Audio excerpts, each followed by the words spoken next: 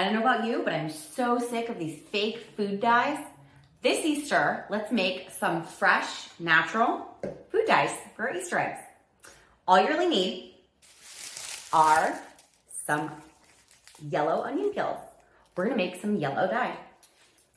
So start with this. You're gonna grab at least about 9 peels around the onions. And then you're gonna start boiling water. So you can see here, I already have some started. And you're going to just drop it in and let it soak. You wanna let it simmer for about an hour so that you get more, the longer it soaks, the better it's going to have a really good color. And then let's check it out. You can see how beautiful this yellow color is, even after just a few minutes of doing this dye and boiling. Okay, so let's check out what this color looks like. So you can see here, we have a beautiful, beautiful color. Now you're ready to do some dyeing. Look at that. We want to get our pink color going. So you can actually use some beetroot if you have that around your home. That's an easy one to use. So let's just grab a little bit up here and you're gonna put some into a container with water. So you can see the pink color right here. Drop it in and then stir it around. Then you're gonna have a beautiful pinkish hue for your egg dyeing. Now let's make some yellow natural food dye.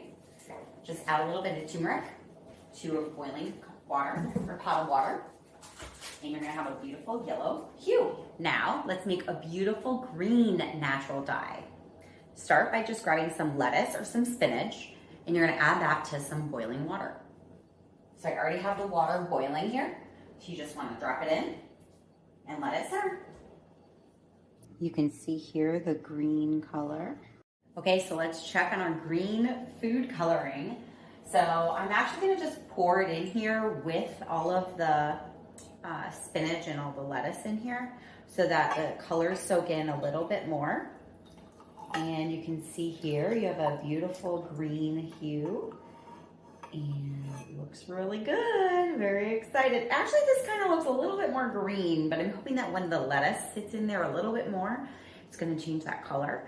So let's check out how it turns out. You can see here how the colors turned out.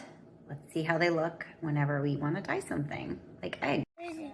Almost like the water a little bit. Let's do a little bit of, I'm just gonna splash in this guy.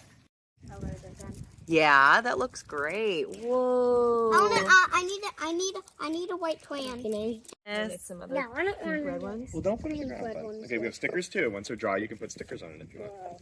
Done! Whoa.